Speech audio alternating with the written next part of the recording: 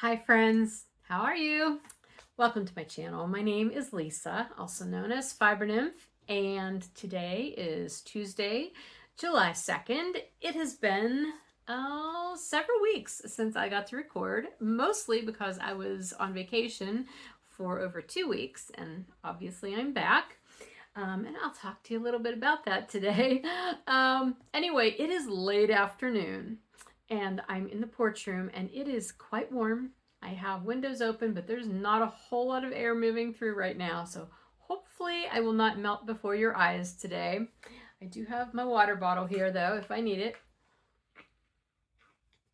Take a preemptive sip there.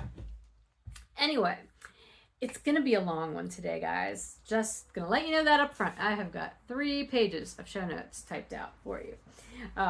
But the good thing about that is that means that there will actually be show notes to share with you this time. I apologize that there weren't last time because that was such a short little spur of the moment video before we went away.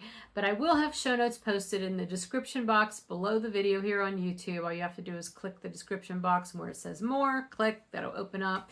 There will be timestamps for all the sections. I also post those show notes in the Fiber Nymph Dye Works group on Ravelry. There's a thread for each episode, and I also post them in the blog on the Fiber Nymph Dye Works website. So hopefully one of those locations will work out for you. If you have any questions about anything I talk about today and you don't see it in the show notes, feel free to leave a comment on the video or in any of those locations, or you can always email me, lisa@fibernymphdyworks.com, and I'll be happy to try to help you out. Okay, if you're a new viewer, thank you so much for checking the podcast out. I hope you enjoy it. And if you're a returning viewer, as always, thank you so much for coming back. Let's get caught up.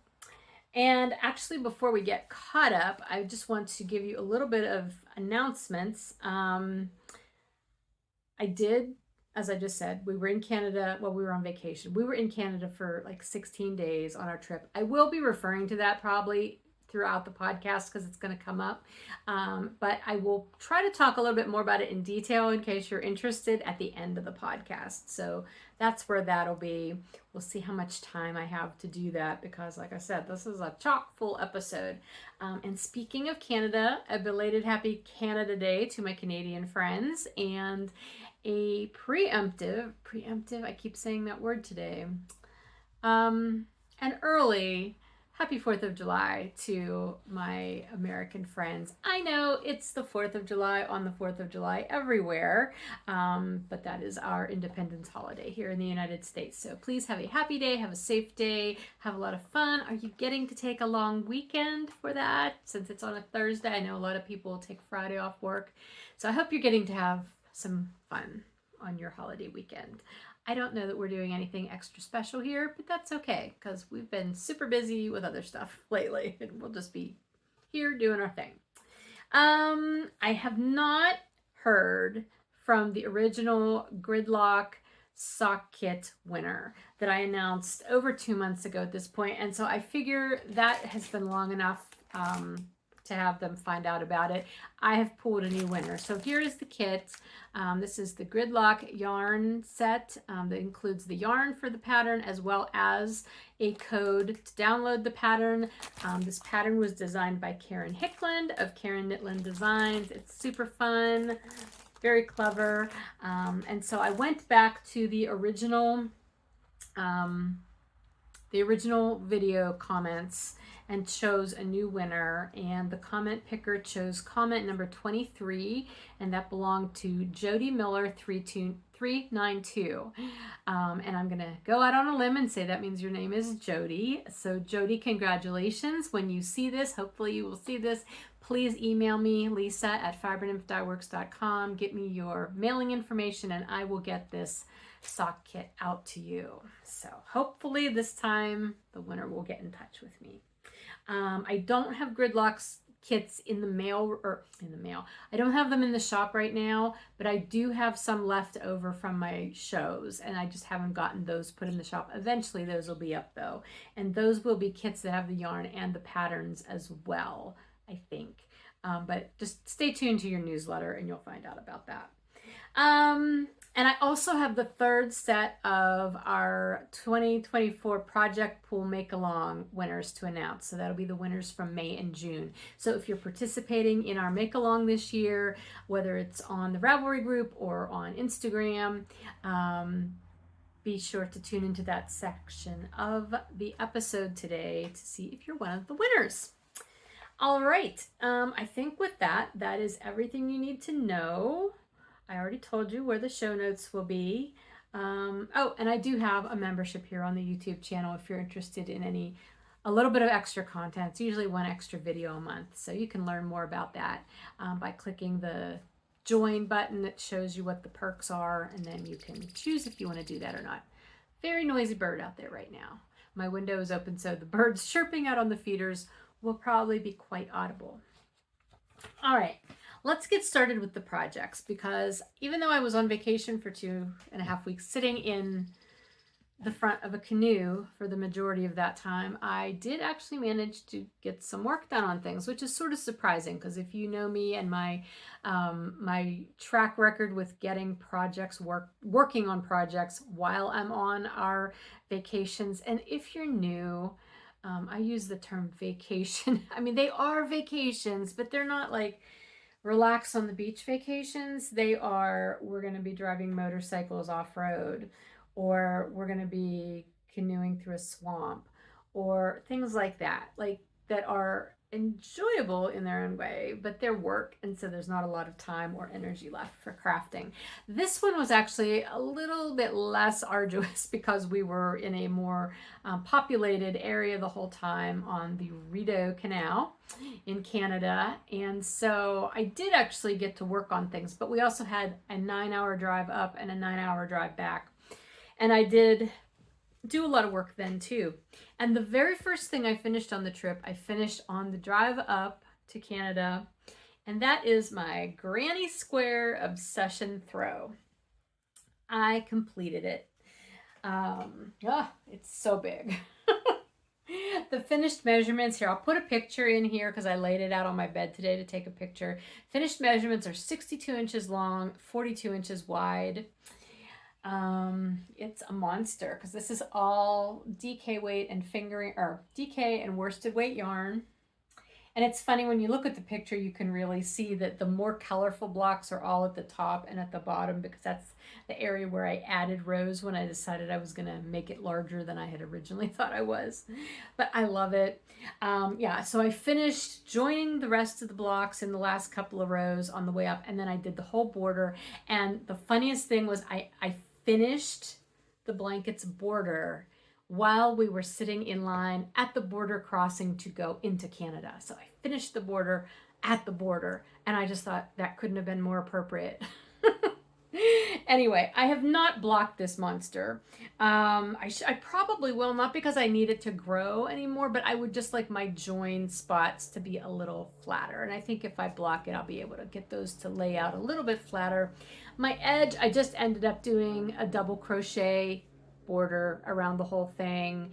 And the corners do curl in a little bit, even though I did, add stitches there and everything. But it does curl in a little bit, but I don't think it's a really big deal, because when you're using it, you're not going to be looking at the corners anyway, or I'm not exactly sure who's getting this yet. I may keep it for me, or I may give it to Emma, because Emma, my daughter, she moved home at the beginning of the pandemic. She used to live in North Carolina. That's where she stayed after she finished school. And then she moved home in like May of 2020. She just got her own apartment. So she's going to be moving next week. And so I thought, it'd be kind of fun for her to have her new blankie, a new blanket from Mom. But she does already have a blanket that I made her for her birthday one year while she was in college. So I don't know. See, the thing is, when she moves out, her bedroom is the room that is also my office. It was originally my office. Then she moved home and it became her bedroom / my office. And I'm kind of looking forward to having my office back. And there's a couch in there, because it's a sleeper sofa that we bought specifically so that room could be for guests. We just didn't expect to have a 4-year-long guest. Not that we're not mad about that or anything. I mean, I loved having her here. But there's a couch. That's the point. And so I can go in there. It's like my spot. Like I can have my spot back. So I thought, oh, that would be so nice to just have a brand new blanket for myself. I don't know. We'll see. We'll see who ends up getting it. I'll make her another blanket. You can tell it sounds like I'm going to be keeping this one. All right. Let's talk about numbers here. I used 600 grams of DK and or worsted weight yarn for the 150 granny squares that I made for this blanket. And then there were 658 grams of mountain tweed merino DK that I used for joining and for the border, and that was undyed, so that's just my plain vanilla undyed colorway there. So that was a total of, once you do all the math and the multiplying times yardage for each of those, an approximate total of 2,873 yards. Big blankie. Now, let's compare that. If you were watching last summer, I made my grandson a going to college blanket, and that blanket was just slightly larger than this one. It was 65 inches by 50 inches, and I used 3,240 yards of a light worsted because I did that in Cascade 220 superwash. So that's fairly comparable, I think. And then if you also compare it to my Middle Earth Imagined, a Middle Earth Winter corner to corner crochet blanket that I made with last year's holiday countdown sets, and that was DK weight that I used. That was a big blanket, and that was 86 inches square, and I used 4,250 yards for that. So I don't know why that really matters. The one I made for my grandson was knit. These other two have been crocheted, but that's a lot of blankets. Like that's 3 blankets really in about a year. Although some of the squares that I had started making for this, I think I started in like March of last year. So a little over a year, but still that is 3 considerably sized blankets in a fairly short period of time. There are a lot of years that I don't make any blankets. So I'm kind of excited about that and a bit proud of myself. So anyway, I'm really happy to have this done. And it was just such a fun thing to finish it on the border of Canada while I was doing the border. So anyway, that is that project finished. And then if you did watch the last episode where I talked about all the things that I might take with me and work on, you may, if you know me, you may not be surprised to know that I don't think I worked on any of the ones that I had picked out. I did not go back to watch that video, so I don't even remember 100% what I said I was going to work on and what I didn't say. But I'm pretty sure I did not work on most anything that I had picked out. I do have a half finished. Oh, what's that? Hang on. You don't go with that. You have to go somewhere else. All right. This is what happens. I had shoved multiple projects in one project bag for this trip. Okay. And I didn't bring my sock blocker over. Hang on just a second. Magic. I'm back. Okay. So let me put this on here. This is something I did take with me while we were in the canoe. Oh, it's not going to fit on here anyway because it's short. Okay, I don't want to stretch it out either. Well, you can kind of see it. It's a sock. It's a shorty sock for my mom. I'm sorry. I'll try to get that noise out. I dropped my sock blocker on the floor. Anyway, it is a shorty sock. It's for my mom. My mom has shorter feet than I do, though, so I made it shorter. Although the fact that it's not fitting on this sock blocker at all is a little bit troubling to me right at the moment. I don't have a ruler out here, a tape measure. Shoot. Anyway, it should be approximately 8.5 inches long. I don't know why it's not fitting that sock blocker. Anyway, it stretches. And she's in Florida. She doesn't wear them super often. But anyway, this is my anniversary colorway from this year, a Legacy, which you can just see the corner of the original blanket that my grandmother made, my Nana. She made that Afghan years and years, like when I was little, maybe even before I was born, I don't know, but I have the Afghan, and that was my inspiration for this colorway. And I just thought it would be really cool for my mom to have a pair of socks out of the yarn that the colorway was inspired by, something that her mother made. So she is gonna get a pair of socks. I finished this sock while we were in the canoe. even down to grafting the toe shut and weaving in the ends. And then I had to put it away because the waves were really, really bouncy that day and things were getting wet. So anyway, yeah, so that got finished. This is just a plain vanilla sock, 2x1 rib, heel flap and gusset, and I did my normal colorway management so that I could get back to the right color whenever I was starting to pick up for the gusset, so everything would stay in the right order on the top of the foot. And I did end up casting on the second one. I like to do that right after I finish the first one, but that's all the further I've gotten, and I don't think I've worked on it since I've been home, though I do need to get back to this because my mom's going to be coming to visit. They get here next week, next Tuesday, actually 1 week from today. So I would like to have these finished to give her while she's here, even though technically they're supposed to be a birthday present and her birthday isn't until August, but it'll be more fun to give them to her when she's here. So that was one project that I did actually work on. And then there were 3 other sock projects that I took with me because I'm crazy. And see, what happened was I went in my bin that I keep in my stash room that has like all of my languishing whips. And I went in to seek out my hap, which I think maybe I talked about in the last podcast. I have this Gudrun Johnson Hansel hap that I started years ago.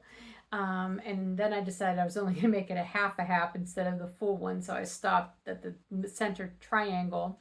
And I've just never gotten back to it. It's out of Handspun, and I've got a lot of time into it and the Handspun. But when I pulled it out to look at it, because I thought I might take it to work in the car, I looked at it, and not only did I think, no, I'm not going to work on this in the car, I realized I'm not going to finish this. I don't love it. The knitting is not super even in it, and I think it's just because I've picked it up and put it down so many times, and there have been such huge gaps in the working on it that it's just not, I don't feel it anymore. So I'm going to be ripping that out, recouping that, all that Handspun, which will be nice, and I'll make something else someday. I don't know what, but it's not going to be that hap. So that will be getting ripped out, but there were a bunch of started socks in there because, you know, if you look in my shop now, anytime I post new colorways, I post a sample of what the self-striping looks like, but I don't actually do a whole sock anymore. I used to try to do whole socks or show like part of the sock knit, and that's why I have a lot of started socks that I never finished. But then now I just do like a cuff, but I put ribbing on either end of it. Actually, I don't even do that because I do a 2x1 rib for almost all my samples. So that's all I do. I have a cuff and that's my sample anymore, but I still have all of these partially finished socks. So I took 3 of them with me. I did work on one other one though. One of the 3. The other 2 have just been really well traveled, and so I guess they have that going for them. I don't know. They never came out of their bag. But this sock is my Black Cap Chickadee colorway that was a club colorway several years ago now when I was doing the Backyard Bird Watchers Club. I think this might have been from the 2nd installment of that club. So anyway, yeah, again, it was down to the cuff because I had done that to put it in the shop when I dyed it for the shop one time, but I'd never gone any further. So now I do have the heel flap and gusset is done, and I'm just working out the foot. And it too is just a regular 2x1 rib sock. This one's out of my Mountain Tweed Merino, or I'm sorry, Mountain Tweed BFL base. So I really like this colorway on the Tweedy base. And all of my fingering weight socks I do on US 1s. So anyway, I need to find its own bag so it's not in this one. So, all right, worked on those socks. And that was it. That was all I worked on while I was in the canoe or while we were camping. And honestly, again, most days at night, by the time we got set up and, you know, made dinner or went to dinner, whatever we ended up doing. That was another weird thing about this trip. Like I said, we were in more populated areas a lot of the time, so we could actually just go to dinner instead of making our usual freeze-dried meals, which was kind of fun. But there just really wasn't a lot of time left in the evening or energy left to work on anything. So if I did work on things, it was mainly when we were in the canoe, because basically this was not a paddling trip because my husband has this huge canoe with an outboard motor on the back, small outboard motor, but still. So I didn't really have to do anything except my job was to navigate. And so I had the charts of this canal course up front, and I could help him navigate because he had the GPS in the back, but the GPS was a little hard to follow sometimes, so I could tell him where things were and watch the marker numbers, things like that, but it didn't stop me from being able to knit sometimes, so that was sort of fun.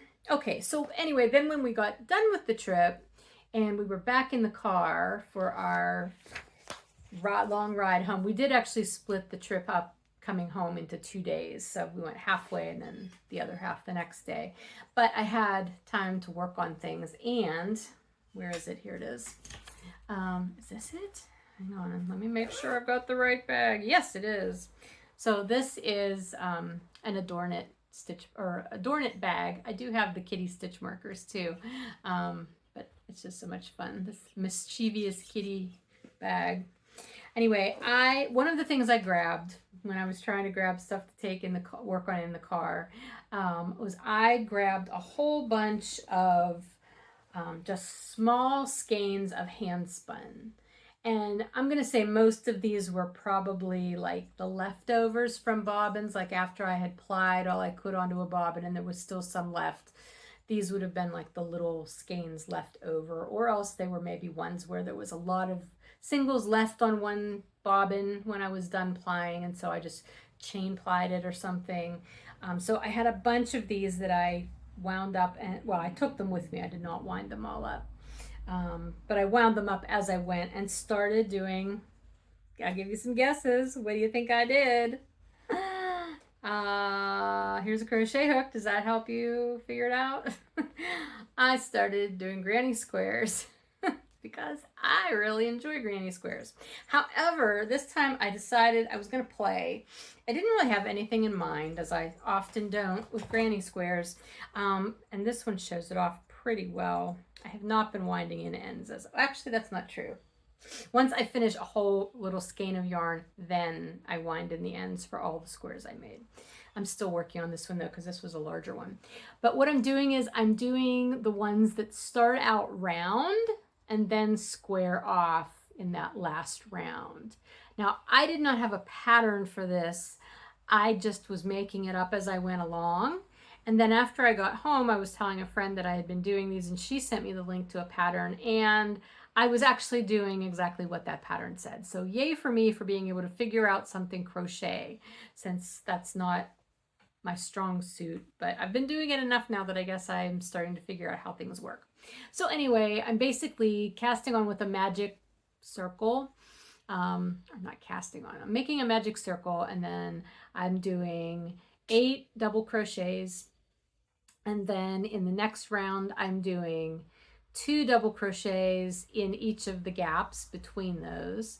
And then in the next one, I'm doing 3 double crochets in the gap between all those 2 double crochets.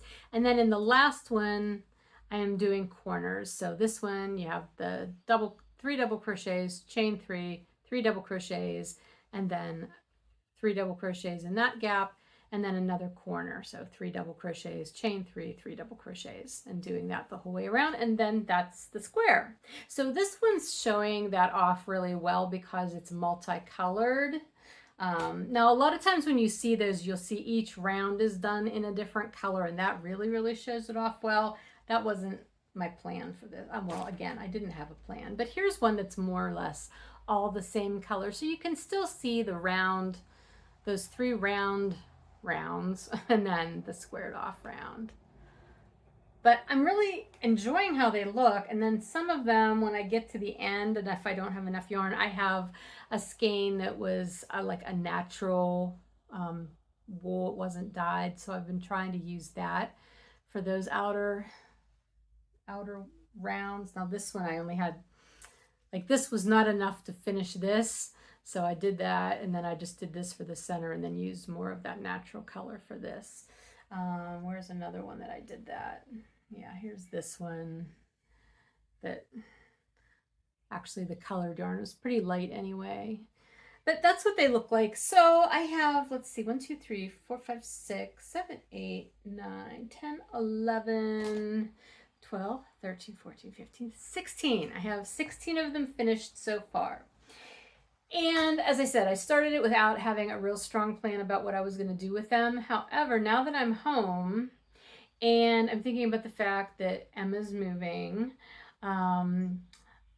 that is just changing so many things within our house, because there's furniture that's going to be going with her. There's things that she has that are in places that I need to put stuff now.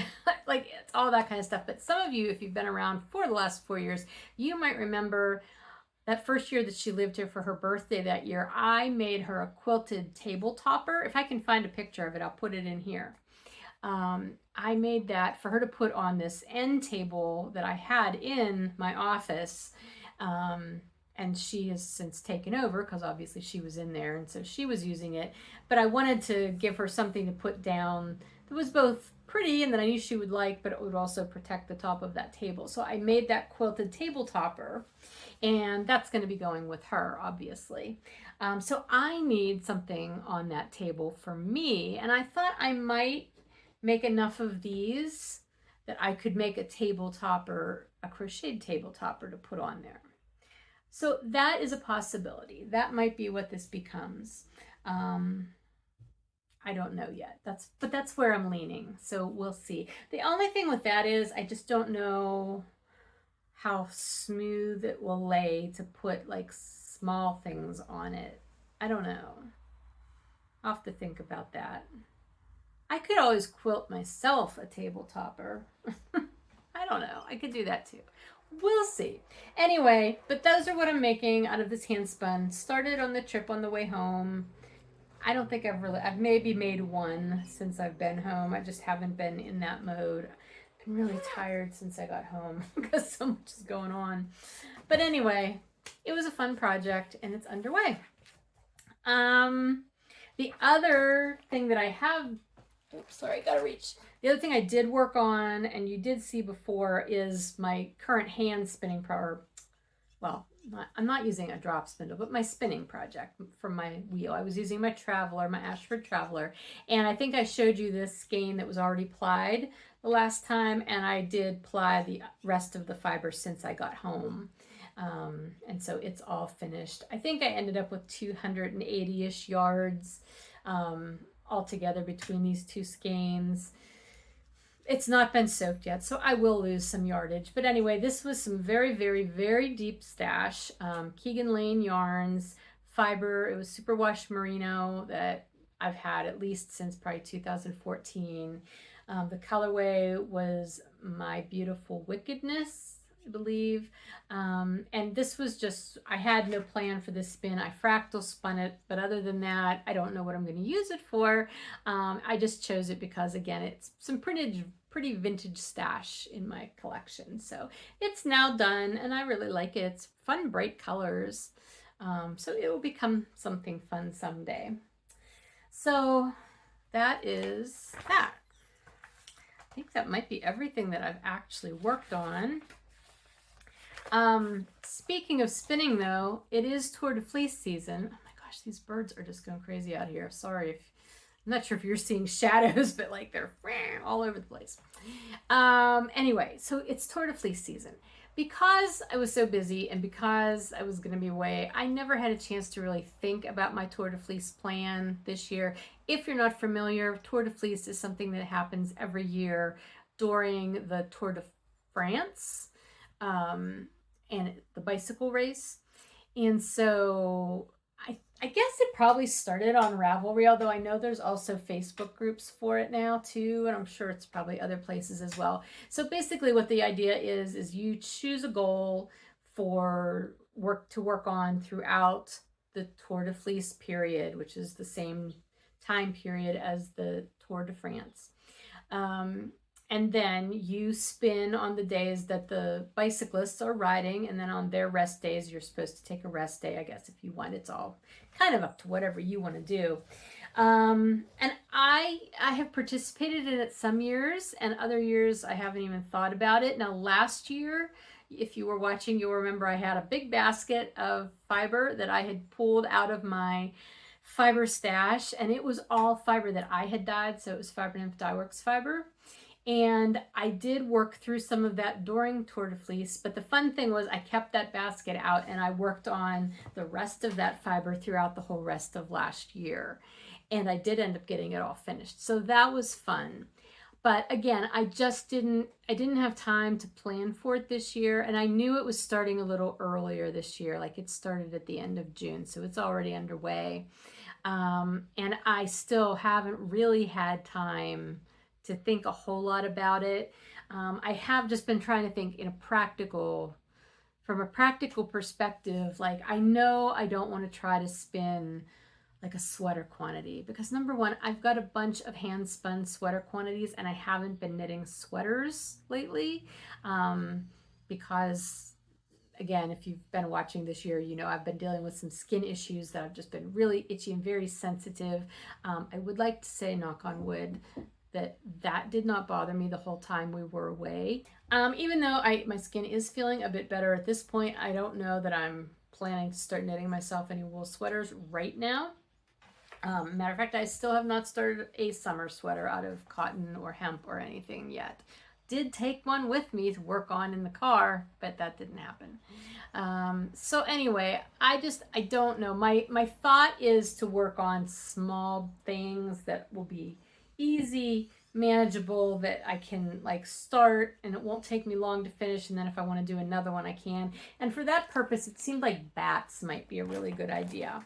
And I have this little bin in my cubbies, my stash cubbies, that is full of bats, and a lot of them are Classy Squid Fiber Co. Cuttlefish bats. She is no longer dying. But I do have a lot of her bats because I really like them. I had a bunch and then I think I bought some more whenever she was doing her going out of business sale. So I have a lot of these. I did spin some of these last year as well because that was part of another project that I had already had on the go.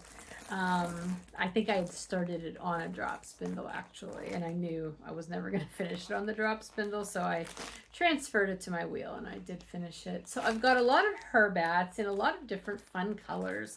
See, looking at them now, I'm like, oh, this would make a really great project if I kind of rainbowed them or something. I have a bunch that are like in this red, orange, gold color family. Like, those would really go together well. And then I have a bunch that are in, well, a bunch. I have 3 that are more in this blue, teal, red, gold, purple, like those colors. So I don't know. I feel like I could put those all together though and have a really fun gradient. So maybe that's what I'll do. Maybe I'll just start spinning these bats and have individual skeins that I could then like fade. That might be what I'll do. So those bats are in here, but then the other bats that are in here that are definitely even older are from Hobbledehoy, who also no longer dies. And I have 2 packages of these Hobbit Party batlings because, you know, Hobbit Party, that's my thing. And these are fun. These are organic Polworth bamboo silk silver holographic sparkle. They are not super heavy on the sparkle though. Like, I don't see a lot of sparkle in these, and I wonder if that's just sort of something. Oh no, there's a little in there. Okay. So anyway, I have 2 packages of those. So that could be its own project, obviously. And then I also have 2 smaller packages of her bats. This one is Alnwick Castle. I don't know what Alnwick Castle is. I should look it up, I guess. But it's obviously a reference to some castle. I don't know if it's like a game thing or an actual castle. I don't know. Anyway, so there's those bats. And then this one is the Golden Snitch Batling. So that's a Harry Potter reference. So those are fun too. So I don't know. But I think that is what I'm going to focus on for my July spinning. I know the Tour de France, I just want to say Tour de Force. The Tour de Fleece, or the Tour de France / Tour de Fleece, does not go through the entire month of July. I don't remember what the dates are. I'll put it down here. I'll look it up. But, oh, now I feel a nice breeze. I'm sorry, I'm getting really, really warm. Water, ice water tastes so good on hot days. That is really cold beer, but I was not in the mood for beer. I thought it would be better if I just didn't for the podcast. Okay, so yeah, that's my plan. It's a loosey-goosey plan for spinning, but I think it's the right plan for me right now. And the other nice thing about having just a small, manageable spinning project right now is there's so much else going on in our life right now here at the house that I am going to tell you about in a little bit. I just think it would be better if I didn't take on something really huge that I'm then going to feel bad if I don't get finished. Even though I'm not much of a stickler for deadlines on these kind of things anymore in my life. Oh my gosh, I'm so warm. I think I hear Bill coming home too. Must have been a really fast dentist appointment. All right, anyway, that's all I'm going to say about that. So I will show you what I spin as I get things spun. Alrighty, so I think that's it for the making part, the crafty part. So let's jump into the project pool. I would love to jump into an actual pool right now. I would love to invite you over for a pool party, but the best I can do is invite you to the project pool party. The make-along, it's running all this year. And it's mainly taking place in our chatter thread and the finished object thread in the Ravelry group. However, if you aren't able to access Ravelry, I have everything, all the guidelines and everything are written out in a blog post that is pinned at the top of the blog on the Fiber Nymph Dye Works group. And you can post your projects in progress, works in progress, finished objects in Instagram instead. If you can't do Ravelry. So those are the options. I'm so sorry. I'm just like, the sun is starting to come in on my lower body right now. And I don't want to have to move because there's so much stuff in here. Okay, so anyway, project pool. I'm going to announce the winners for the May-June period. I'm doing prize drawings every 2 months. So this is the third set of winners.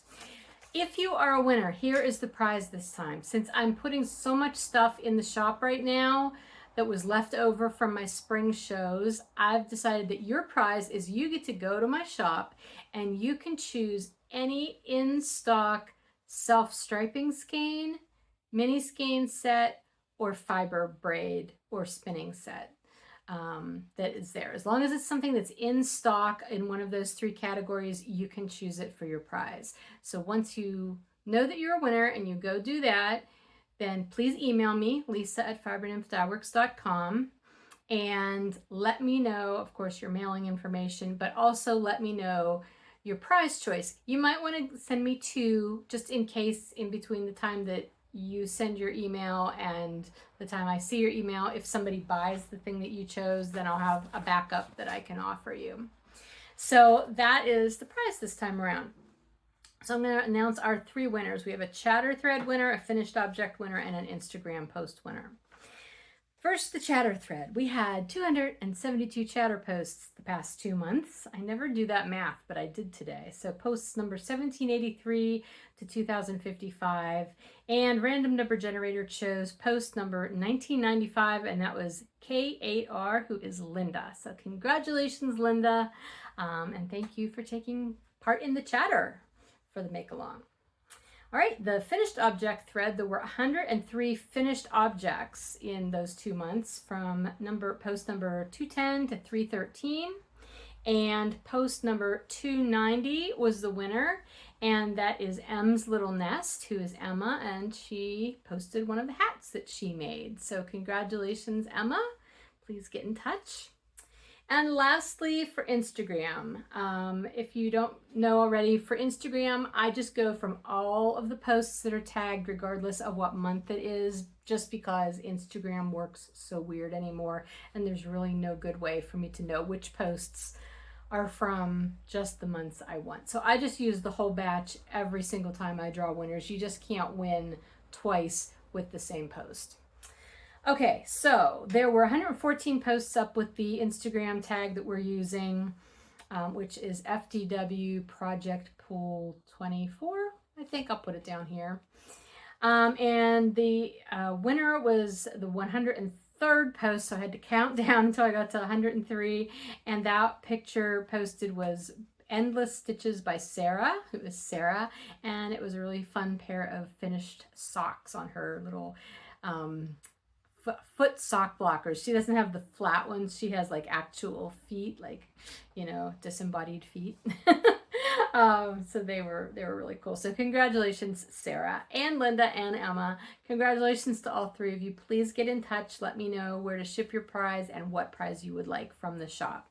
Again, any in stock self-striping mini skein set or fiber braid or spinning set. Okay, so as for me, my big finish since I talked to you last was my blanket. My Granny Square Obsession blanket was in there as one of my projects for my project pool this year. And it's so funny, there's one end that did not get woven in. I thought I had everything woven in, and then whenever I laid that out earlier today to take a picture of it, I saw the one end. I have to weave that in yet. Anyway, so that was good. That was, I'm glad to have gotten that done. And one of my goals, which I've been sharing with you, is to try new recipes. I've been trying to aim for one a week. I think I'm probably behind at this point.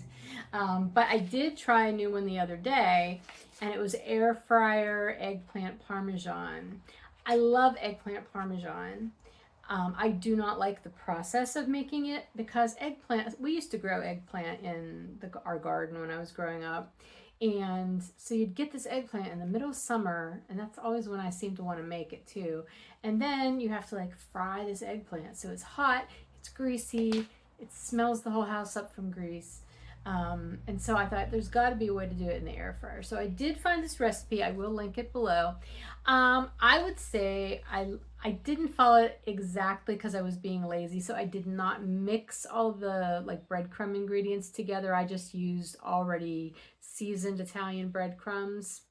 And it was okay. I think if I did it again, though, I would doctor it up a little bit with more seasonings, just to give it some more flavor. And I also think I would put a little bit of oil in the breadcrumb mixture just to help it get crispy a little bit better. I mean, it got crispy, but it was a very dry crispy. So it was good for the meal that we had, but I would do it a little bit differently next time. That's all that. Let's move on to some shop news. Right now, as far as my leftover show inventory, I have pretty much all of my single skeins of self-striping are in there, including inversibles, mini skein sets. That was all up before I went away. Thank you if you shopped my vacation sale while I was away, by the way. And I just recently put up fiber. So if you are doing Torta Fleece and you want something fun new to spin, or maybe you have something that you plan to do and you want to back up in case you finish early, check out the fiber. There's not a lot of any one thing, but there are a lot of different things. So they are up in the shop now. Also, I have some semi-solids to add back in to the shop, and I have, what's the other thing? Oh, project sets. I have a lot of project sets. So those are all going to be going up. Hopefully by next week, I will get those up. Watch your newsletter. I'll just say that because that's how you find out when new things are going up in the shop. What else? Thank you to everybody who pre-ordered this year's holiday countdown collection. I missed the Mystery of Color. Those are now closed. Those ended at the end of June, so I'm finished taking the pre-orders for those. I hope you were able to order the one that you wanted. And those will be shipping out in early November. I usually have some extra sets because I always dye extra sets just in case something happens during shipping and something doesn't get to somebody. I like to have backups. But once everybody who's ordered has received theirs, I then put those extras up for grabs in the shop. So if you didn't get to order one, you might be able to get one towards the end of the year once everybody has received theirs. Again, I am not planning to do holiday countdown sets Again, this was going to be my last year of doing those. I will probably do other stuff around the holidays, but nothing big and involved like this that is going to require those pre-orders way months in advance. I've done them for several years. I've enjoyed it, but I feel like I'm at the end of doing that, at least for the foreseeable future. So anyway, all that, let's see, that brings us to life stuff, and life is chaotic right now, a quiet chaos sometimes. Some of it's just kind of quiet chaos in my brain, but chaos nonetheless. So there's just a lot of stuff going on and converging at the same time, and it's just like trying to keep a whole bunch of balls up in the air at once and hope you don't drop something.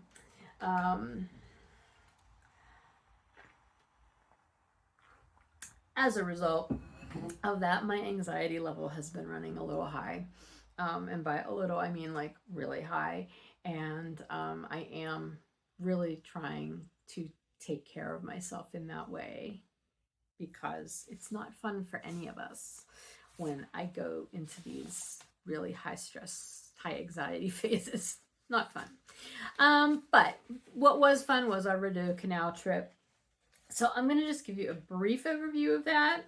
I'm not sure if I will put pictures in here, or maybe I'll just put like a whole little kind of slideshow pictures at the very end.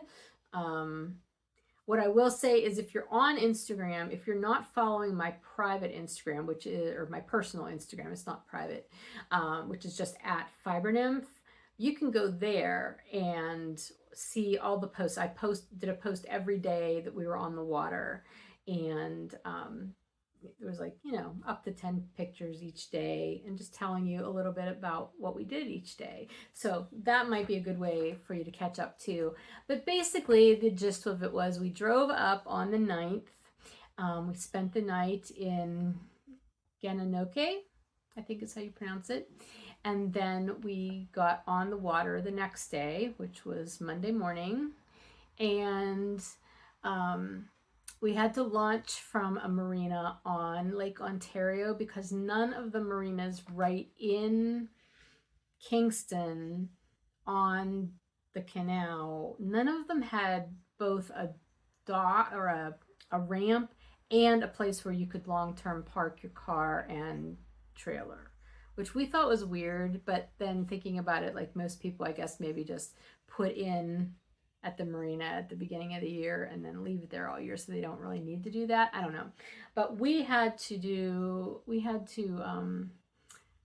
launch from, I'm going to get it wrong, provincial something, I don't know, I'll put the name down here, marina, which meant we had to do a couple of miles on Lake Ontario to get to the canal. Now, again, we were in a canoe. It was a big canoe, very wide. And we have outriggers that make it even wider. So all told, we can have about 7 feet of width. That's very stable. And we have a motor, so we are not paddling through rough water. But it was kind of a choppy day that day that we launched, and a lot of splashing going on. We also, at that point, we had loaded the boat. Bill had loaded the boat, thinking he had it set up right, but it was actually kind of heavy in the front, the bow, which is where I'm at. And I'm like, are you calling me fat? He's like, no, we just need to adjust where our stuff is. So the next day we did adjust where we had everything, and that did work out better. But so that first day was a bit choppy, but we did get through our first 3 lock stations. And that's the big thing about the Rideau Canal, is that it's a historic canal. It's actually recognized as a World Heritage Site by UNESCO. And that's very cool. And the thing about the locks, there are 47 locks on the entire canal, and I think all but 3 of them are still operated by hand. They're the old wooden doors and hand cranked. There are several swing bridges along the way also that are still operated by hand. And that was very cool to see that all happen, and to be a part of that. And so it's not overwhelming. There are definitely small locks compared to what you see like on major rivers and things now. But yeah, so you basically paddle up, and they're usually watching for boats. Um, if they're not, if you don't see somebody, then you have to go up and find one of the lock keepers and say, hey, we're here, we need to go through. And they just let you through, as demand allows. You might get to a lock and somebody might be coming the other way, so you might need to wait for that boat to either come down or go up, depending on which way they're going. Then you can go through the opposite direction. It was a very interesting process to be a part of. Okay, I hope that's going to be okay. I got a message saying my phone was getting too hot, and I think it was because it was both sitting in the sun and I have it plugged into a charger. Anyway, what was I saying? We covered various amounts of distance each day. We had a hard time, well, not a hard time, but the way we had to plan the trip was based on the mileage we knew between each lock, how fast we knew we could go at the slowest. Like, we didn't want to say, oh, we could definitely do 80 miles an hour the whole time. We were kind of using a low number for planning purposes. And then you also have to allow time to lock through. If it's a single lock, some locks stations are just single, like, and then other ones have like 3 or 4 locks in them. And so you have to allow 15 minutes for each lock. It takes 15 minutes, they say.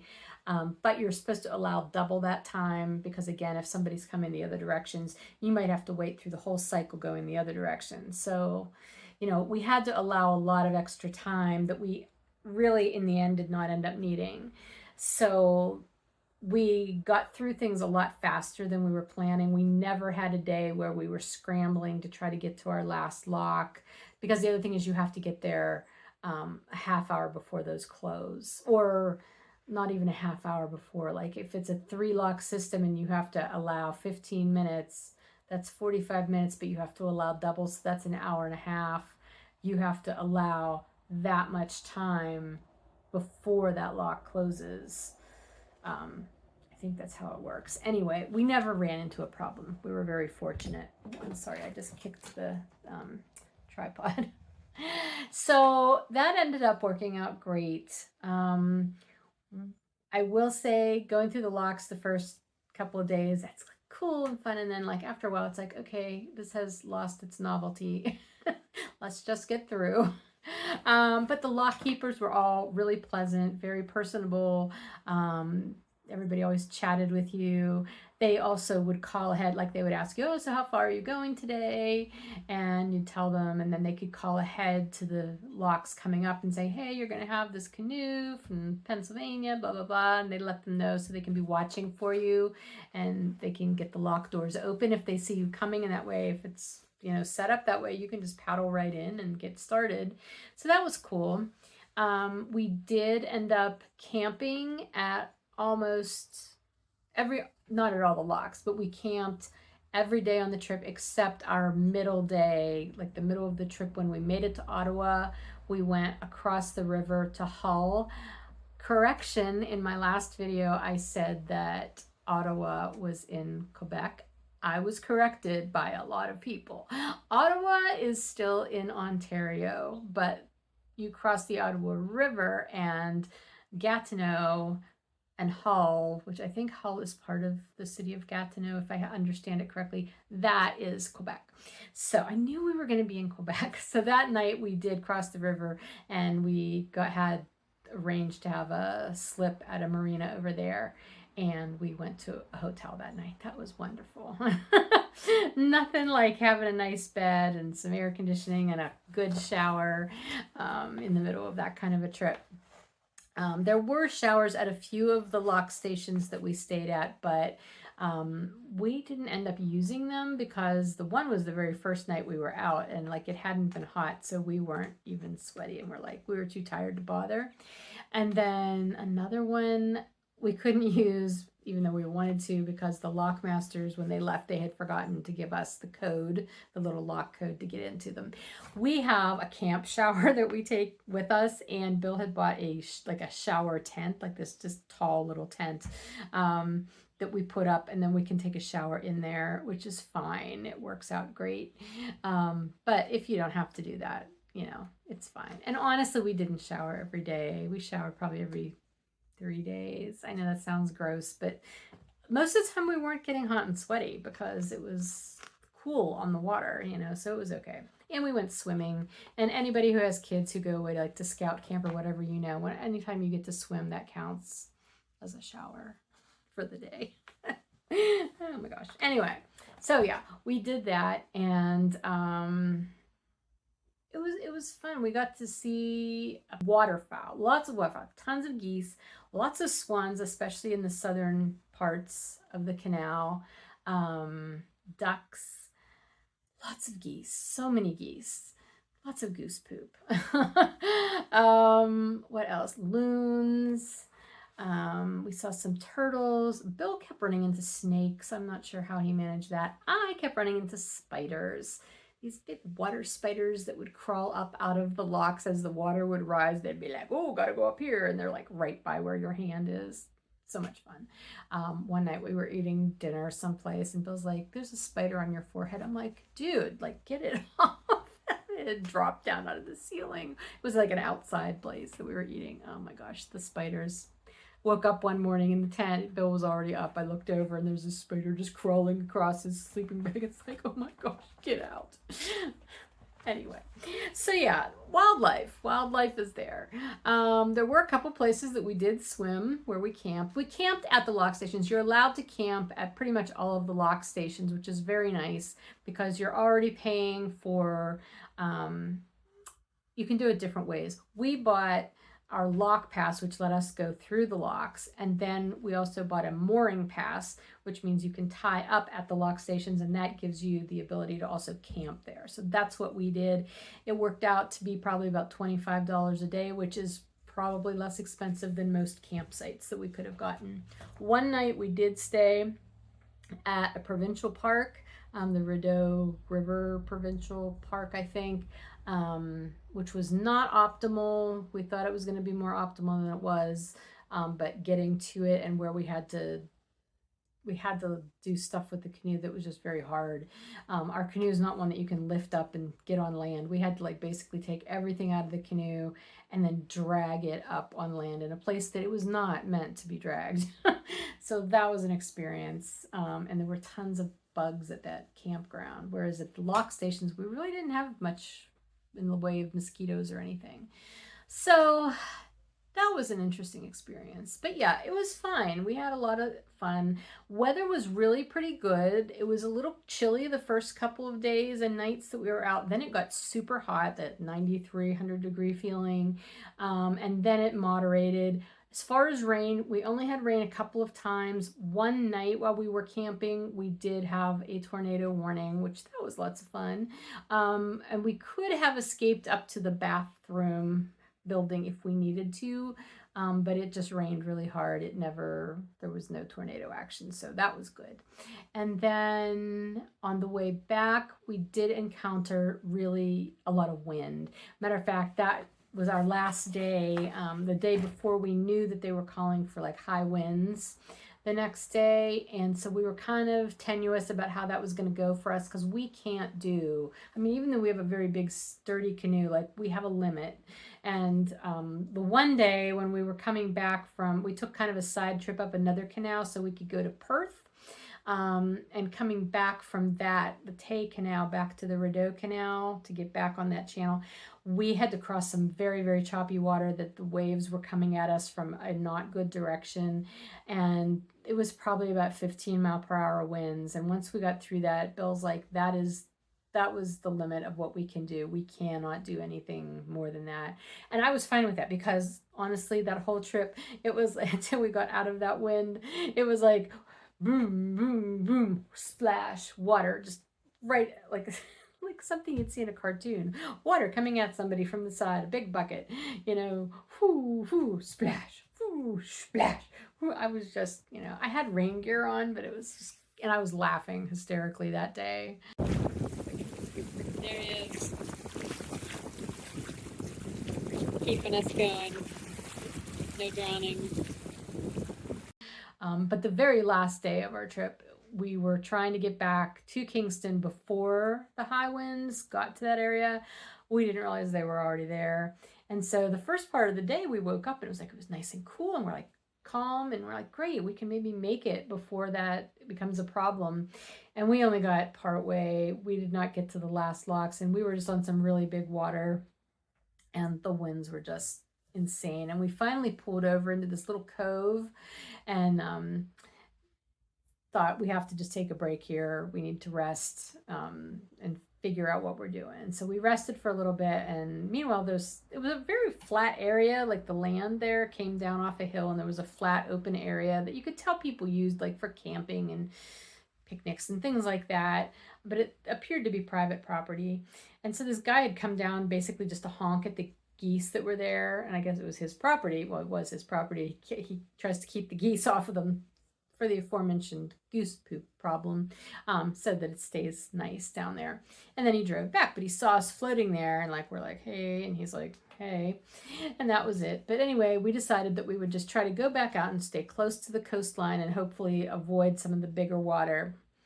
We got out there, and I could hear the motor running, but we were not going forward, and there were just huge swells and white caps. And after a minute, I'm like, are you sure this is a good idea? And he's like, no. I trust Bill with anything boat. I know he knows what he's doing. So I was never afraid that he was being uncautious, or just taking unnecessary risks. That's never a fear for me. But I was very glad when he decided, yes, we need to turn around. Sorry, I keep moving, but the sun is just beating on my phone. So anyway, we turned around, and we basically ended up dragging the boat kind of onshore there. There, it kind of looked like it was a boat rampy kind of thing. It was not like an actual ramp, like concrete, but the way it was dirt and rock, you could tell people launched boats from right there. So that was helpful. We got on there, and we were just standing there watching the water and looking at the forecast and the way, the wind reports and stuff. And Bill's like, I just don't know what we're going to do. I don't think we can go out there. I don't know what the right choice is. And I'm thinking all this time, the right choice is for us to find a way to get back to our car and trailer and get this boat out of the water and go home. That was he's like, we can't put the boat on the trailer from here. There's no way that we can't get, and that was at the point where I'm like, I really think people do launch from here. That looks pretty deep once you get past the first few feet. I think we could back the trailer in. He's like, I don't know. I don't think so, and everything. So finally, after about an hour of this, of him just looking out at the water and seeing, is it getting better? It was not. He said, what do you think we should do? And I said, I think we should walk up the dirt road and look for that guy's house who drove down here an hour ago and see if he could help us find a way back to get our car. It's like, okay. So we walked up this road, and it was very deserted, and there was some very deserted buildings, cabins, houses that, I don't know, maybe they're still used for something, but everything was overgrown, very tall grass, overgrown, lots of just stuff in the yard that makes it looks like it's pretty desolate and deserted. There was a barn that had fallen down, no farming was going on right there. It didn't seem like, although there were goats. Later on we did see goats, so I don't know, maybe it is active. Anyway, we finally found the house where this guy who had driven down lived. And so Bill knocked on the door, and the guy came, and so Bill's telling him the long version of the story, and finally the guy interrupts him and is like, what do you need? What is the problem? What are you talking to me about this for? So I step in, I'm like, look, he's like, do you want to camp down there? And I'm like, camping would be great. However, the wind's not going to die down for the next 24 hours. What we need to do is find a way to get to our car and trailer that's about 25 minutes away. Do you know of any, are there Ubers around here? Is there a taxi? Do you know anybody who could drive us? Would you be willing to drive us? We would be willing to pay you. And the guy said, well, how much would you be willing to pay me? And we threw out a number. He's like, I will get my keys and wife. So he did just that. And the four of us, they drove us to Kingston to get our car and trailer, and we followed them back so that we could find it, because again, it was pretty remote. And we were able to back straight down into the water like I thought we could. So I backed the trailer down into the water on that stone ramp, and Bill floated the boat up onto the trailer, and we were out of there. It could not have ended any better. I mean, it would have been great if we could have actually finished and gone through that last lock station the second time the way we had planned, but you know what? All things considered, that was the best thing that could have happened under those circumstances. And now the really weird thing about all this, when we got into the car with this guy and his wife, I said, all this had been going on, and I'm like, oh, by the way, I'm Lisa, this is Bill. And they introduced themselves. Well, she did. He was not a talker. I think that's why he brought her along, because he sensed that we might be talkers and he didn't want to have to deal with it. And his wife was very nice. They were both very nice. She was just chatty, and as chatty as we were. So we talked, and so she introduced them. And then I'm like, well, we're from Pennsylvania. And the guy asked, where? And I said, oh, well, we're near Pittsburgh. And he said, where? And at first I thought maybe he didn't hear me, because people usually, when you're in another country like that, do not follow up the Pittsburgh part with where. And I said, you mean where near Pittsburgh? And he's like, yeah. And I'm like, well, we're in the Laurel Mountains. And I'm like, near Donegal. And he threw out another town name that's very close by. And I'm like, you know it? And he's like, yeah, I used to work there. We're like, weird. And it's a town that Bill also used to go to for a lot of work stuff. And so Bill told him, oh, I used to work for X. I won't do those details because I feel like that's not my thing to say. Anyway, he's like, I used to work for this power company related company. I just retired from there. You might know it under this name because it had changed names. And he's like, yeah, I know it. He's like, do you know so-and-so? He threw out a guy's name, and Bill's like, yeah, I know that person. Like, what are the odds? You're in another country, out of the blue, in this random spot that we pulled over with the boat because we were in trouble. And this guy was basically from our area and knew people that Bill knew. Like, tell me that is, like, what are the chances? It was just such a coincidence. Small world thing, but just one of those weird universe kind of, who has things going on, coincidences. So anyway, yeah, so that was how our trip ended. We got going. We drove halfway home the first day. We got a hotel and then drove the rest of the way home, and it was great. So anyway, that is that story. I think, unless I put pictures in here, I will put some pictures at the end maybe, or maybe I'll just do it in another video. I don't know, but yeah, that's the gist of our trip. So it was good.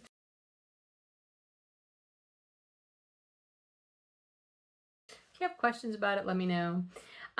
Basically got home. I'm back to my notes now. Got home and immediately jumped into, well, unpacking mode, doing really gross laundry mode, and also work and shipping, because again, I ran that sale while we were gone. So I had a lot of stuff to ship out. That was cool. Thank you so much again if you shopped the sale. And then shortly after that, Emma left for her trip out to San Francisco to go visit her boyfriend, partner, whatever they are calling each other these days. And so she's gone, and as soon as she gets back, then she's getting the keys to her new place, and so we're trying to get her moved, but we have to get stuff packed before the driveway paving project starts the day after she gets home, because then we can't really drive on the driveway.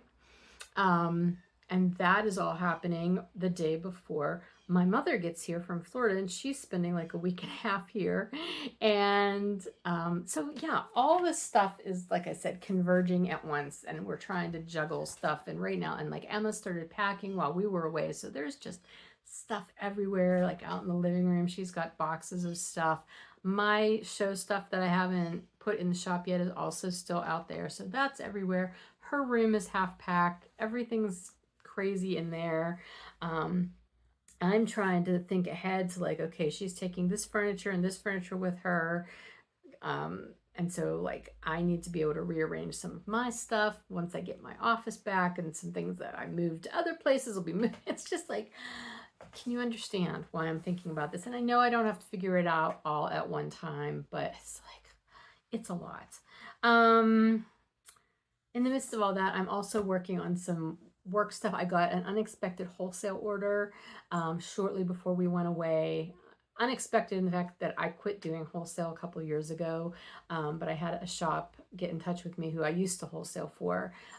They were in a bind with something, and I agreed, yes, I could definitely help you out. So I'm doing this really big wholesale order, which I'm happy to do, but it just was not originally on my playing my game card. So I got to get that done before Bill and I leave for our annual long weekend trip to do the off-road, the Soggy Bottom off-road weekend that we do at the end of July.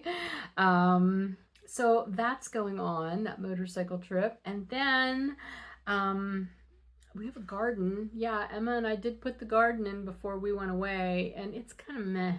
The groundhog, we have 2 groundhogs living under our one wood pile, and they've been snacking a lot because I don't have fencing up around most things. Our potatoes are doing great. The tomatoes are okay. My lemongrass looks lovely, but they've eaten off like a lot of my zucchini. The leaves are mostly eaten off. I think it's trying to grow more.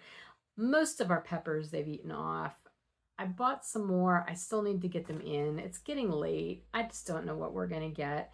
None of our flowers, like we plant sunflowers and zinnias and cosmos every year, and we usually get hordes of flowers. Hardly anything. I don't know if they started coming up and then got nibbled off.